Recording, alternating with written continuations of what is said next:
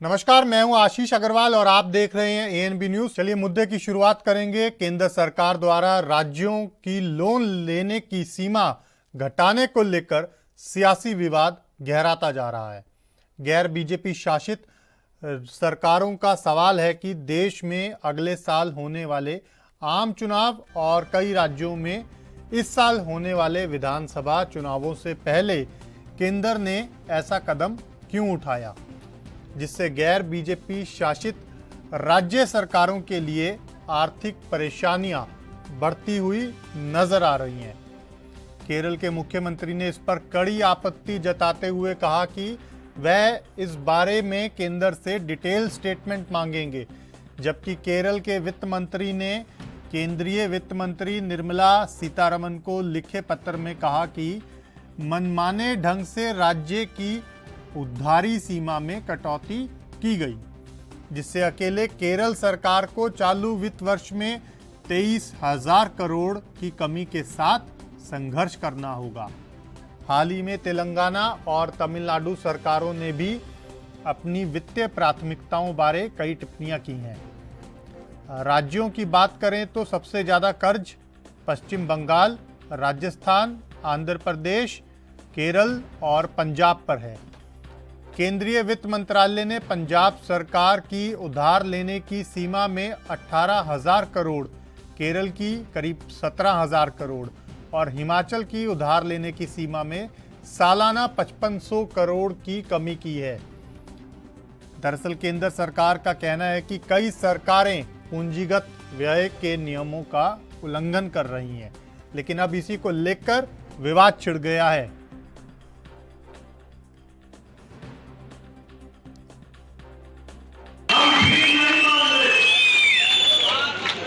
हम अधिकार मांग रहे हैं जो आपने वहां सरकार के पास जवाब मांगना है, उस अधिकार हमने खानी है।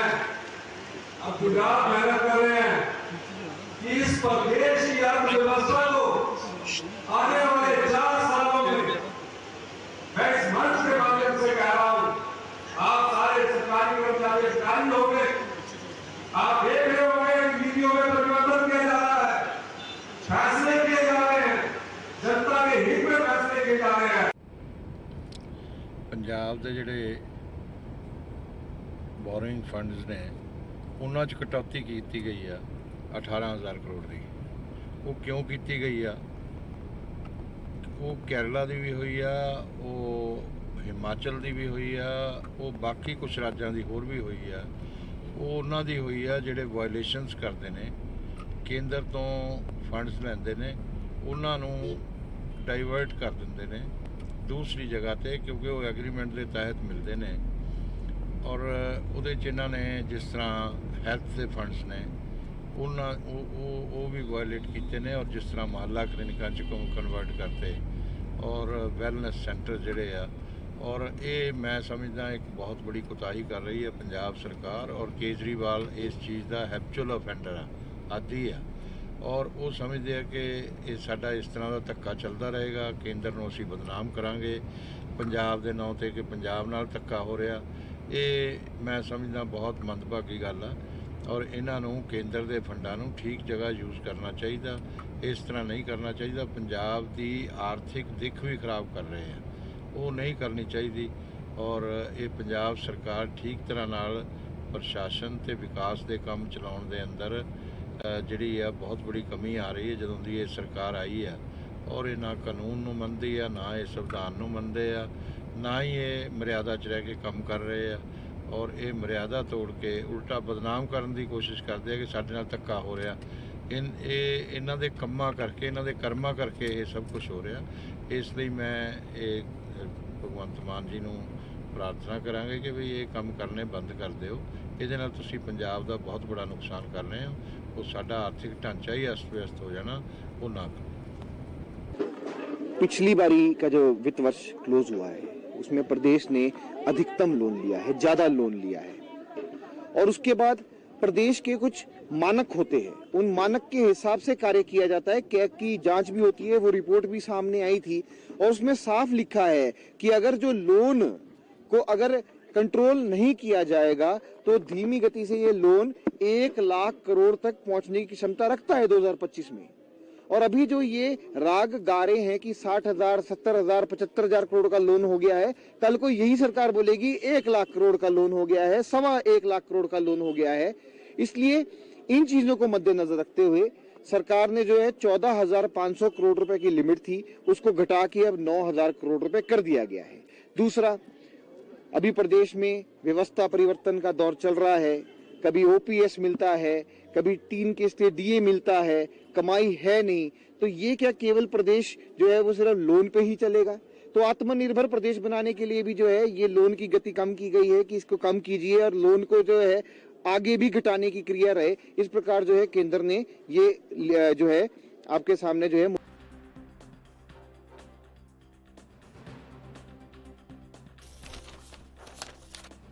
बता दें कि केंद्र सरकार द्वारा राज्यों की लोन लेने की सीमा घटाने को लेकर सियासी विवाद गहराता जा रहा है। गैर बीजेपी शासित सरकारों का सवाल है कि देश में अगले साल होने वाले आम चुनाव और कई राज्यों में इस साल होने वाले विधानसभा चुनावों से पहले केंद्र ने ऐसा कदम क्यों उठाया, जिससे गैर बीजेपी शासित राज्य सरकारों के लिए आर्थिक परेशानियां बढ़ती नजर आ रही हैं। केरल के मुख्यमंत्री ने इस पर कड़ी आपत्ति जताते हुए कहा कि वह इस बारे में केंद्र से डिटेल स्टेटमेंट मांगेंगे, जबकि केरल के वित्त मंत्री ने केंद्रीय वित्त मंत्री निर्मला सीतारमण को लिखे पत्र में कहा कि केंद्रीय वित्त मंत्रालय ने मनमाने ढंग से राज्य की लोन लेने की सीमा में कटौती की है, जिससे अकेले केरल सरकार को चालू वित्त वर्ष में 23,000 करोड़ की कमी के साथ संघर्ष करना होगा। हाल ही में तेलंगाना और तमिलनाडु सरकारों ने भी अपनी वित्तीय प्राथमिकताओं बारे कई टिप्पणियां की हैं।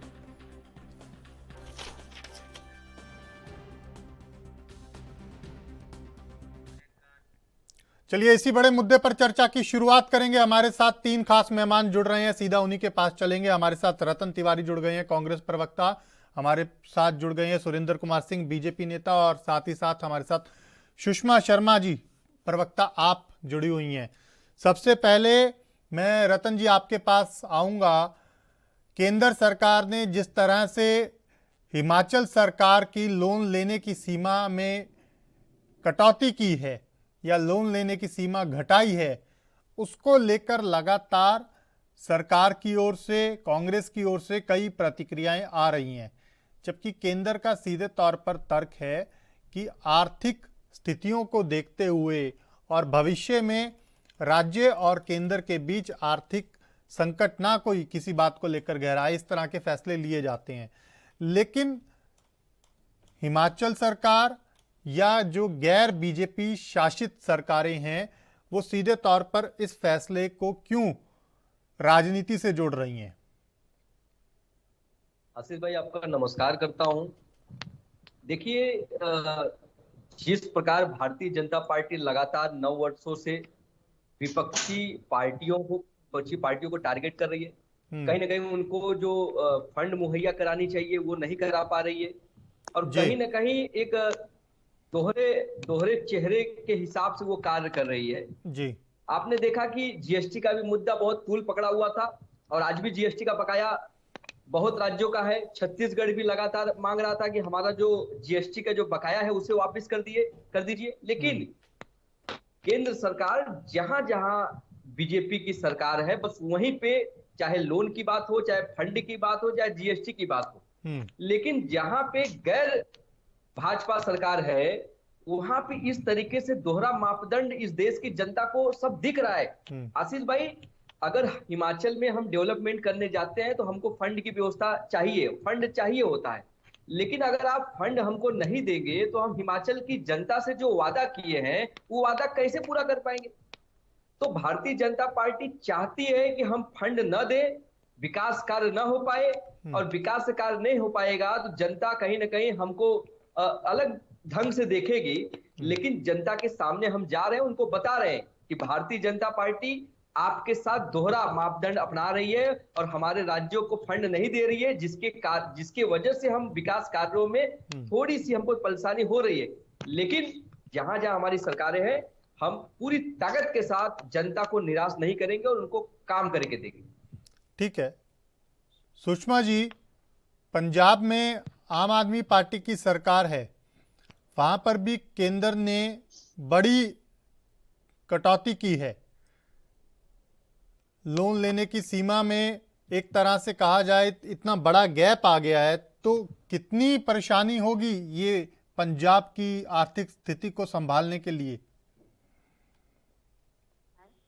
मैं आपको ये बताना चाहती हूँ कि ये सब जनता जानती है, क्योंकि हमारा प्रदेश, हमारा जो हिंदुस्तान है वो लोकतांत्रिक देश है। जब लोग चुनते हैं किसी पार्टी को या किसी व्यक्ति को और वो जानते हैं कि वो काम करने की इच्छा रखते हैं, लेकिन जो फंड केंद्र सरकार ने देना है वो दे नहीं रही। मैं आपको एक बात बताती हूँ, अगर हम यहाँ जालंधर से हिमाचल की साइड आएंगे या होशियारपुर की साइड आए, एक सड़क बन गई है जो सेंटर के अंतर्गत है, और जब से आम आदमी पार्टी सरकार बनी उन्होंने उनका कार्य ही रोक दिया।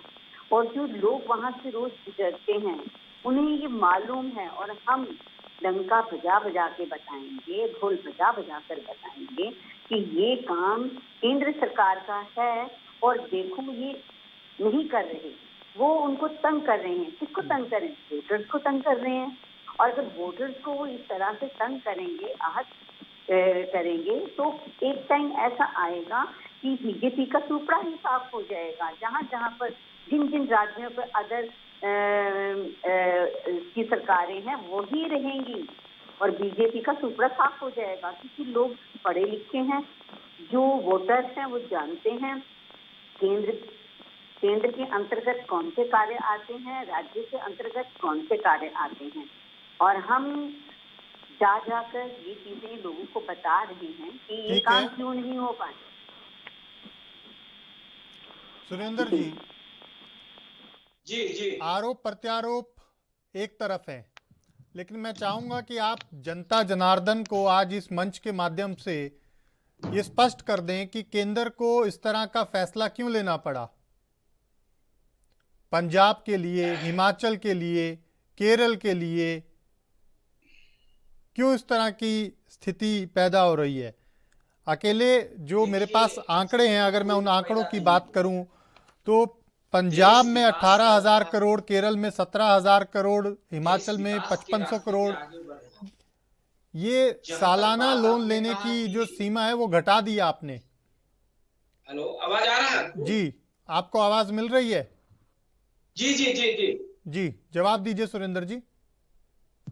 हाँ, तो मैं ये कह रहा था कि देश विकास कर रहा है, और जहां तक आपने कहा कि हिमाचल हो, केरल हो, छत्तीसगढ़ हो या पंजाब की बात, ऐसी कोई बात नहीं है कि ये पंजाब, हिमाचल, केरल इनको नहीं दे रहा है और मध्य प्रदेश को दे रहा है, गुजरात को दे रहा है, उत्तराखंड को दे रहा है।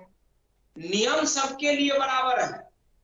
लोन या ये कहिए कि कर्ज जो है, कर्ज, अतिरिक्त कर्ज जो है, अगर जब आप पहले से ही आपके ऊपर पहले से और ऑलरेडी लोड पड़ा हुआ है, भारी लोड है, तो अगर उस पे और लोड आप दीजिएगा तो जाहिर सी बात है कि अगर किसी गाड़ी पे अगर 10 टन की क्षमता है, अगर उस पे आप 15 टन दे दीजिएगा तो वो तो स्थिति खराब होगा उसका।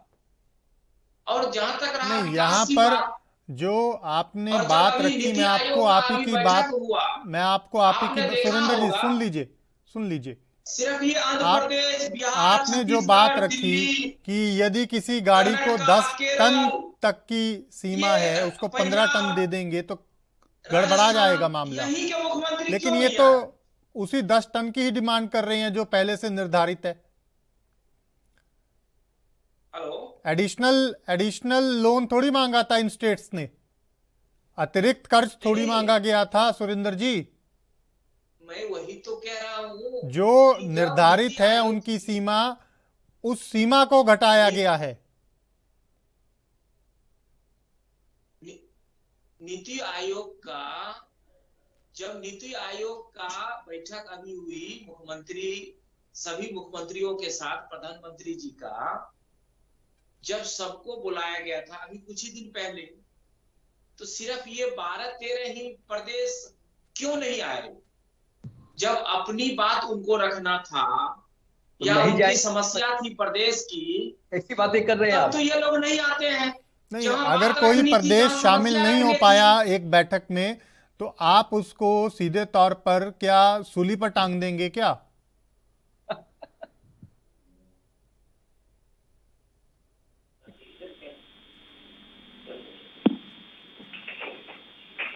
हेलो सुरेंद्र जी, जी, अगर कोई प्रदेश उस बैठक में शामिल नहीं हो पाया तो क्या आप सीधे तौर पर इस तरह का फैसला ले लेंगे क्या?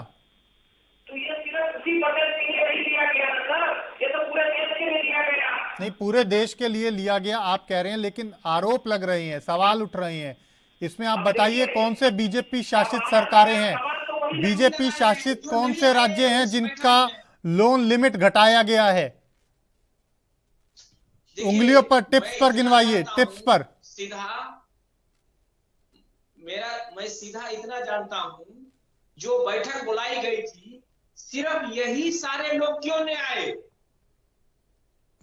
अगर इनकी समस्या थी, इनके प्रदेश में दिक्कत था, क्यों इससे पहले जब ममता दीदी जब आई थी प्रधानमंत्री जी से मिल के गए, 1026 करोड़ उनको अतिरिक्त दिया गया या नहीं दिया गया? तो आप अपनी समस्या आगे रखेंगे, आप अपनी बात रखेंगे, आप तो मैदान ही खाली कर रहे हैं, आप तो मैदान ही छोड़ के जा रहे हैं। नहीं, हिमाचल निर्धारित था, हिमाचल के उसको हिमाचल कटौती क्यों हिमाचल किया के मुख्यमंत्री तो उस बैठक में थे, तो वहां पर आपने क्यों लोन लिमिट घटा दी? देखिए, ये तो वित्त मंत्री जी या देश की जो सिस्टम है उस हिसाब से ये किया गया। ये तो हिमाचल के लिए या केरल के लिए या पश्चिम बंगाल के लिए, ये पूरे देश के लिए किया गया है सर। ठीक है, कहीं ना कहीं केंद्र और गैर बीजेपी शासित जितनी भी सरकारें हैं उनके बीच खींचतान सियासी तौर पर बढ़ती हुई नजर आ रही है चुनावों से पहले। सुषमा जी, आपके पास आऊंगा।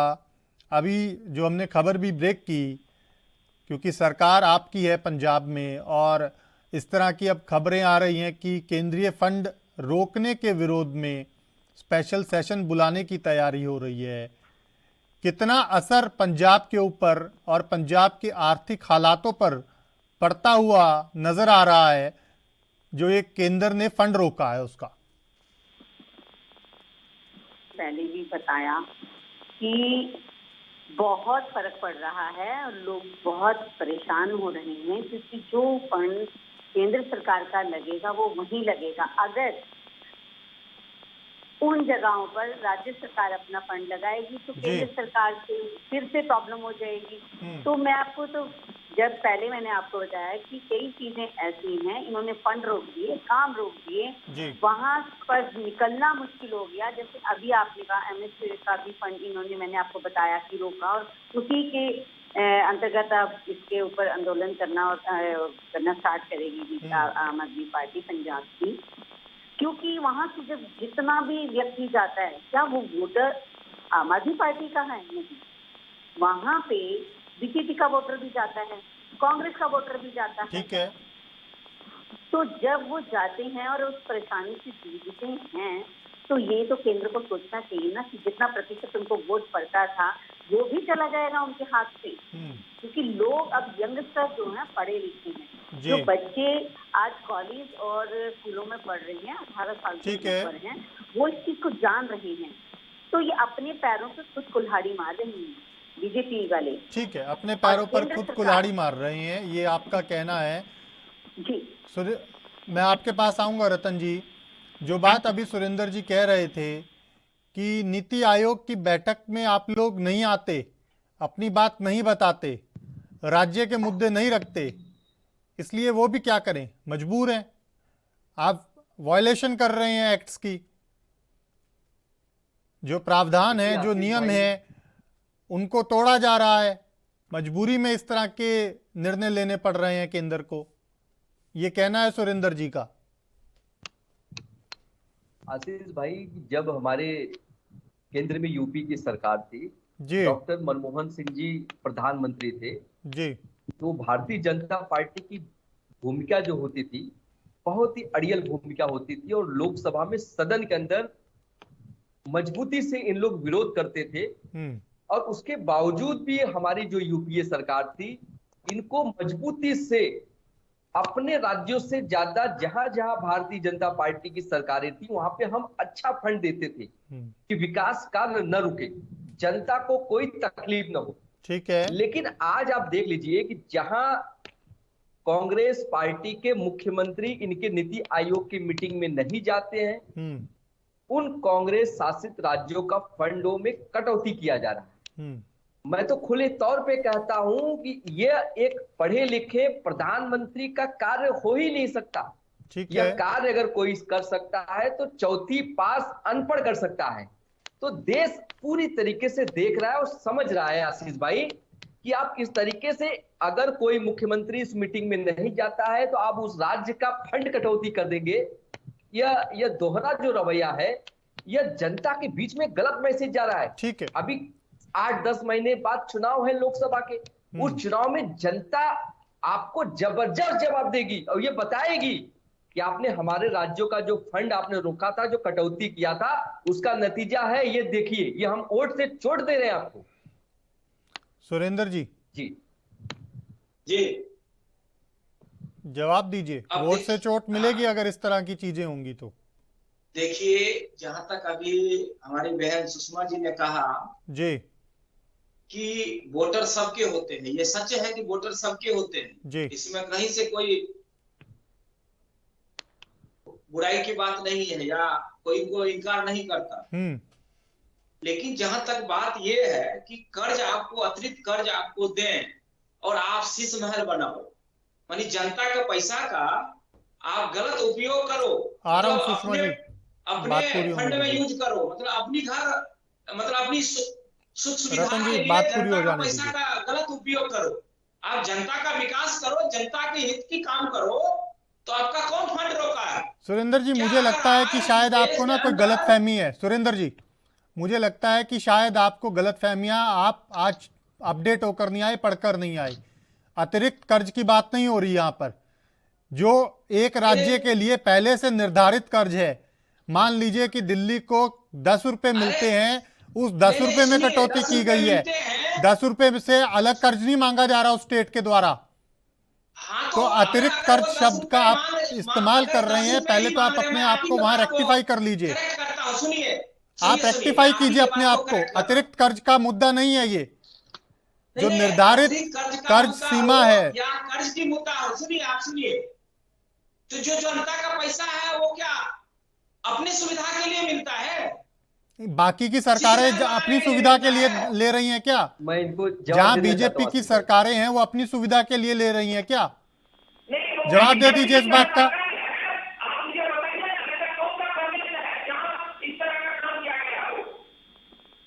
जवाब जनता का पैसा का जो है गलत उपयोग किया हो, गलत जगह लगाया हो सरकार हमारी। जनता का पैसा बन रहा है। आज दिल्ली से अमृतसर जनता के पैसे को लिखा रहे हो, लोग पहुंचेगा तो वो क्या बीजेपी का लोग पहुंचेगा या वो दिल्ली हरियाणा का लोग सिर्फ पहुंचेगा? पंजाब और दिल्ली का लोग नहीं जाएगा क्या? वही हम कह रहे हैं।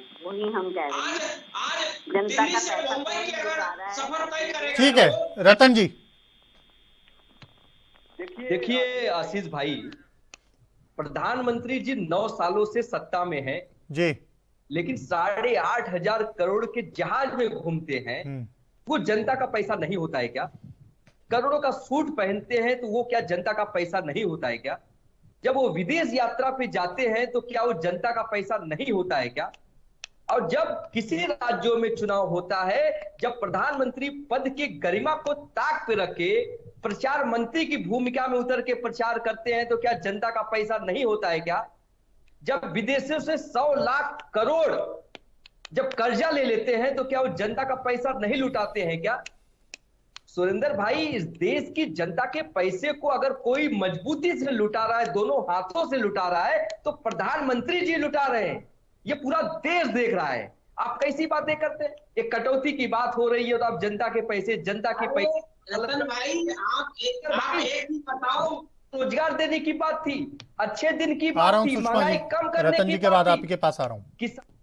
दुगना करने की बात थी। आप बच्चियों की बात नहीं करते जंतर मंतर पे, किसानों की बात नहीं करते, गुंडों की बात नहीं करते, बलात्कारियों की बात नहीं करते। कहाँ से आ जाते हैं आपसे ये सब लेके? आप बताइए कि जनता के पैसे की जो बात है वो जनता के पैसे प्रधानमंत्री लुटा रहे। और ये बताइए जनता को कि जो निर्धारित फंड थे उस पे कटौती क्यों हो रही है, वो जवाब दीजिए। आप गोल गोल मत घुमाइए सुरेंद्र भाई। सुरेंद्र जी से एक बार मैं जवाब लूंगा। सुषमा जी कुछ कहना चाह रही हैं। सुषमा जी। सुरेंद्र भाई से मैं ये कहना चाहती हूँ, ये बार बार एक ही बात बोलते हैं, जनता का पैसा लूट रही है। ये तो सब लोग जानते हैं कि जनता का पैसा कौन सी सरकार लूट रही है। हम आम आदमी पार्टी तो जनता को उसके टैक्स का पैसा वापस कर रही है, उनको सुविधाएं देकर। लेकिन बीजेपी सरकार की में ये काम है कि जो भी आए अपनी पॉकेट भरो और राम नाम जपो। अगर आप देखें जितने भी प्रोटेस्ट करने वाले नेता हैं वो बीजेपी में, लेकिन वो सब ठीक है। क्यों ठीक है? बीजेपी में है। मेरे भाई छोटे जो हैं अपनी, इन्होंने बहुत अच्छी बात की कि इन्होंने कभी भी जो जंतर मंतर पे बैठी हुई हमारी बहनें, हमारी वो युवा बहनें जिन्होंने गोल्ड मेडल लाकर हिंदुस्तान को सम्मानित किया, उन तक की बात तो नहीं करते नहीं। ये सिर्फ ये बात कर रहे हैं कि बस जनता का पैसा आप खा गए, जनता का पैसा आप खा गए। कहाँ खाया बताइए ना? इतने हजारों करोड़ रुपए दे के एमएलए तो आप खरीदते हैं, तो किसके पास जाता पैसा है? काला धन। सिर्फ आप आज मुद्दे की बात कीजिए, जो आपने कटौती की है हर प्रदेश की जो देने के लिए, उसकी बात कीजिए। आप मुड़कर एक ही बात पे आ जाते हैं। तो हमारे पास तो बहुत बातें हैं, लेकिन हम मुद्दे की बात करेंगे। सुरेंद्र भाई किसी मुद्दे की बात करें और हमें बताएं। ठीक है, जवाब ले लेते हैं सुरेंद्र जी। जी, अब देखिए, नहीं, इन्होंने ये कहा कि ये प्रधानमंत्री जी विदेश जाते हैं, प्रधानमंत्री जी कोट पहनते हैं, प्रधानमंत्री जी गाड़ी में चढ़ते हैं। अरे मेरे भाई, हमारा तो 2 ही प्रधानमंत्री अब तक बना है। अब तक तो आप ही का 70 साल में प्रधानमंत्री था। क्या उस प्रोटोकॉल को आपके प्रधानमंत्री जी नहीं निभाए? क्या वो सुविधा नहीं लिया? क्या तो सरकार को दान दे दिए थे हमारे प्रधानमंत्रियों ने?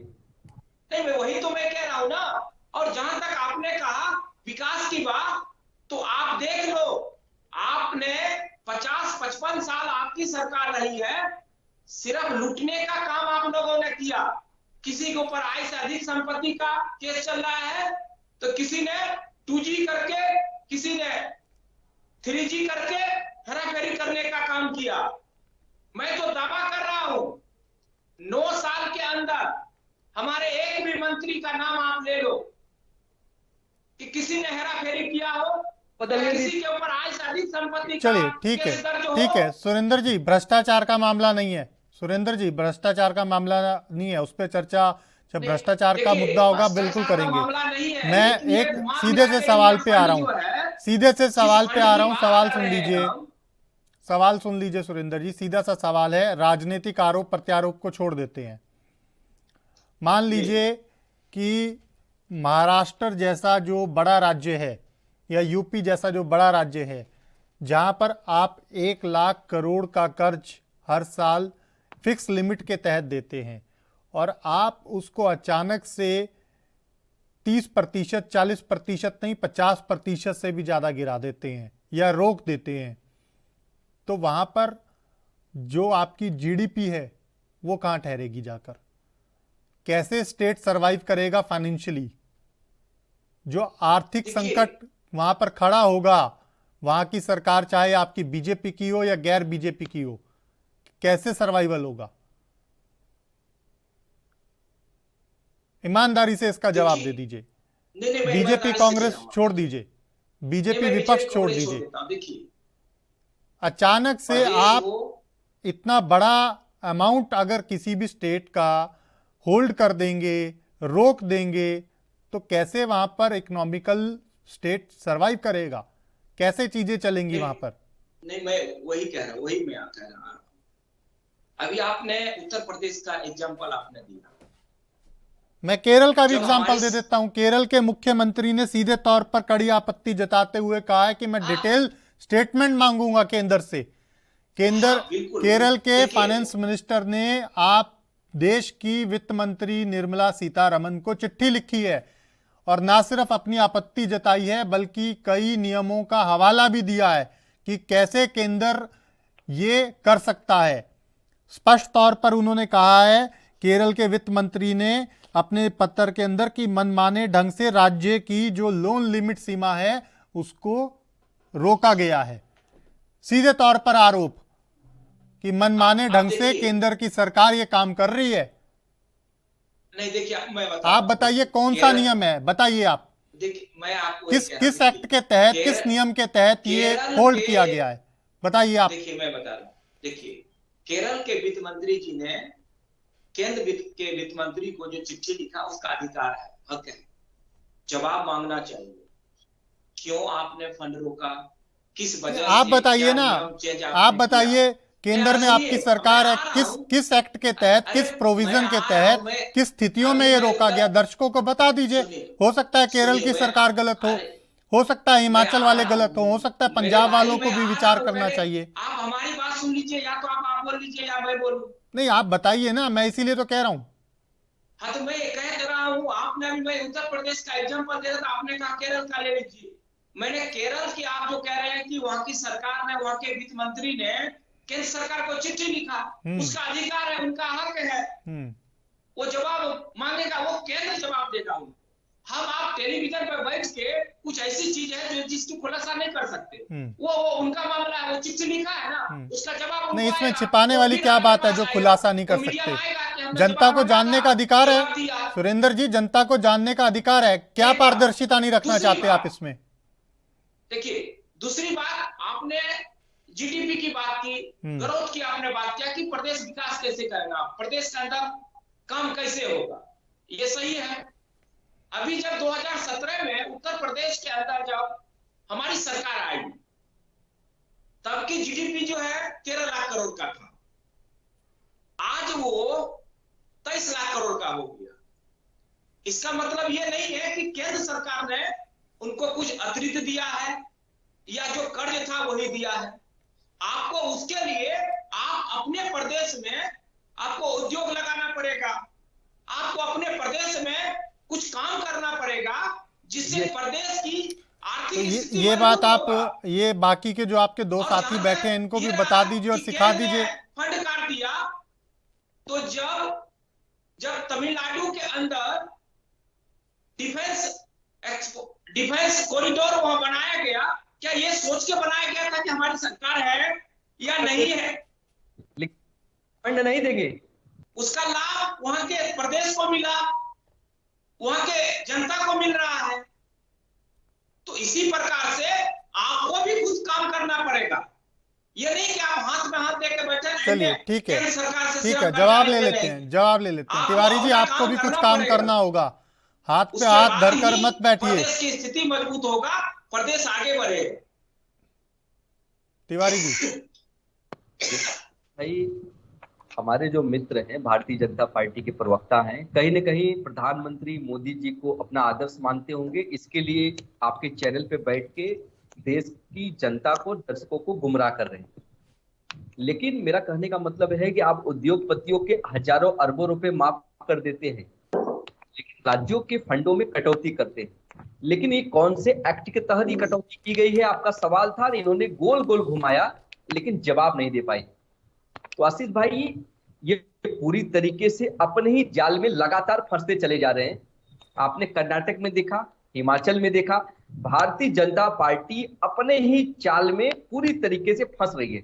और प्रधानमंत्री का जादू अब बिल्कुल नहीं चल रहा है।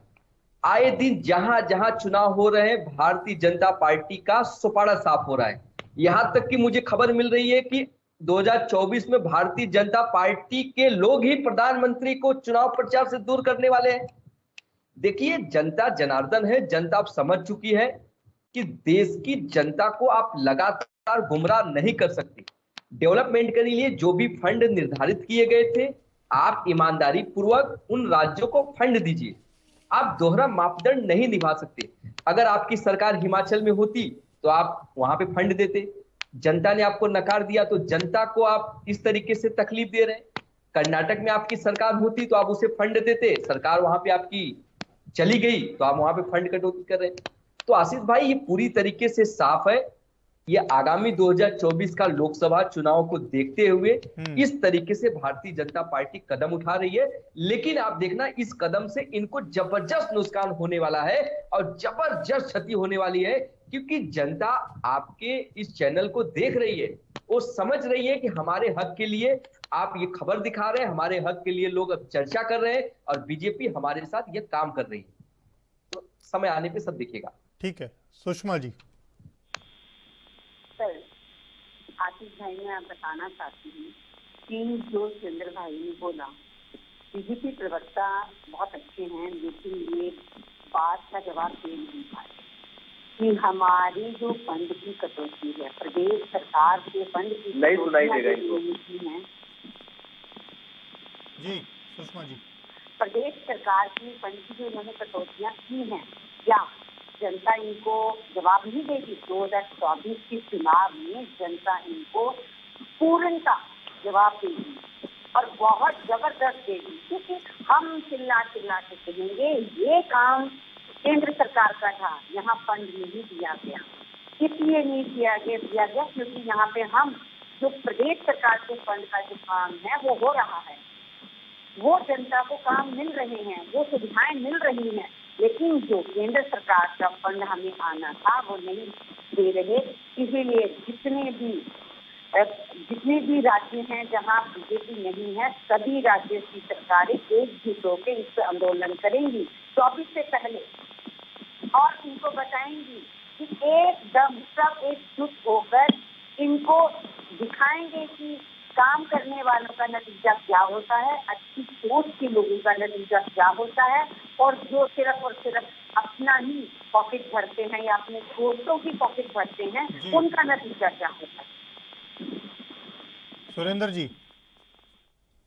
कांग्रेस, आप और जी तमाम विपक्षी जो दल हैं, जिन राज्यों में उनकी सरकारें हैं, सीधे तौर पर वो यही कह रहे हैं कि कहीं ना कहीं ये फैसला राजनीति से प्रेरित है।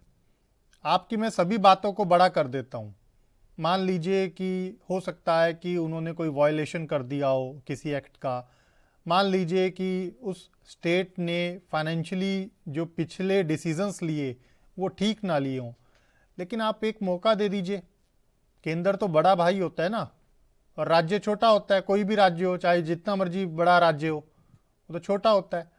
आप बुलाइए, बात कीजिए, मौका दीजिए और रिव्यू कर लीजिए। दिक्कत कहाँ है इसमें?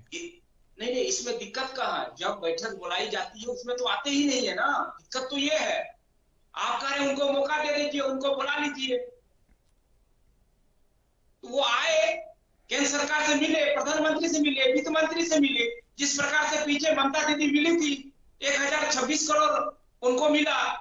तो अगर इनको समस्या है तो एक तो मीटिंग में नहीं आएंगे, फिर ये कहते हैं हमको बोलने नहीं देते हैं, फिर ये कहते हैं मुझे फंड रोक देती है।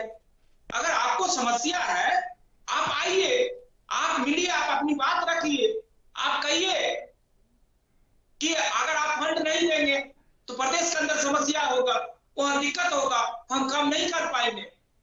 तो अपनी बात तो रखनी पड़ेगी ना, या बिना बात रखे हुए आपको सब कुछ मिल जाएगा? ये भी तो नहीं कर रहे, चिट्ठी लिखने से नहीं होगा। अभी आपने कहा पंजाब में जो है विशेष सत्र बुला के केंद्र सरकार के खिलाफ जो है, अरे प्रस्ताव लाने की तैयारी है पूरे देश में इकट्ठा तो कर रहे हैं सब विपक्ष को, सब ये चोर मौसेरे भाई एक साथ तो हो ही रहे हैं, उसमें कौन सा दिक्कत है? एक और अध्यादेश के खिलाफ ये जो है प्रस्ताव ले आएंगे। लेकिन देश तो सब देख रहा है ना, कौन सही है, कौन गलत है, कौन प्रदेश के लिए अच्छा कर रहा है, कौन केंद्र के लिए अच्छा कर रहा है। चलिए ठीक है, आपकी बात मान ली। एक चीज और, ये जो लोन लिमिट के अलावा दूसरे के जो इम्पोर्टेंट फंड्स हैं वहाँ क्या दिक्कत आ रही है? उनको क्यों होल्ड पे रखा जा रहा है? अभी पंजाब वाली जो खबर थी, जो स्टोरी हमने डिबेट के दौरान ब्रेक भी की, उसमें भी वही चीज थी कि जो दूसरे फंड्स हैं, ना सिर्फ लोन लिमिट बल्कि दूसरे फंड्स को भी होल्ड कर दिया गया है। देखिए, मैं आपको बता रहा हूँ, कोई फंड को होल्ड नहीं किया गया है। ये नियम सबके लिए बराबर है। अभी आप देखिए, यमुना सफाई के लिए 6000 करोड़ जो है केंद्र सरकार ने, नितिन गडकरी जी ने दिया है।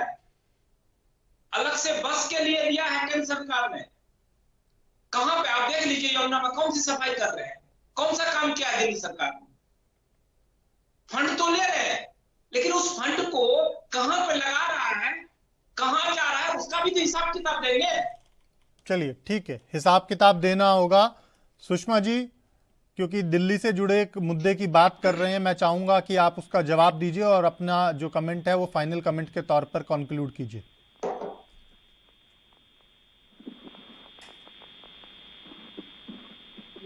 एक्चुअली क्वेश्चन दोबारा रिपीट करवाएंगे, सुना ही नहीं दिया था। सुरेंद्र जी कह रहे थे कि जो दिल्ली को फंड जा रहा है, वो फंड तो जा रहा है लेकिन उसका कोई हिसाब किताब नहीं आ रहा। जल्दी से, मेरे पास समय नहीं है, बिल्कुल 30 सेकंड में फाइनल कमेंट जल्दी से। कोई बात नहीं है, दिल्ली को अगर फंड जो जाता, क्यों एलजी के पास फाइलें जाती हमारी? हमने उसको कहा कि ठीक है, क्यों एलजी के पास फाइलें जाती? रतन जी, समय नहीं है, 10 सेकंड में जल्दी से फाइनल कमेंट। देखिए आशीष भाई, जो भी काम हो रहे हैं सारे पेपर पे काम हो रहे हैं, सारे जमीन पे काम हो रहे हैं, और जितने भी काम हो रहे हैं वो डाटा बेस पे काम हो रहे हैं। और केंद्र सरकार के पास पूरी की पूरी जानकारी है कि फंड का एक एक रुपया कहाँ खर्चा हो रहा है। ठीक है, केंद्र के पास पूरी जानकारी है। सुरेंद्र जी, फाइनल कमेंट आपका 20 सेकंड में जल्दी से। देखिए, अगर केंद्र के पास पूरी जानकारी है तो वो उस हिसाब से अपना काम कर रही है। और जहां तक रहा आपने कहा 24 में, तो हम भी यही है, आप भी यही, दोबारा मेरी बैठेंगे। चलिए, बहुत शुक्रिया आप सभी मेहमानों का हमारे साथ चर्चा में जुड़ने के लिए। अभी के लिए मेरे साथ इतना ही। आप देखते रहिए ANB न्यूज़। नमस्कार।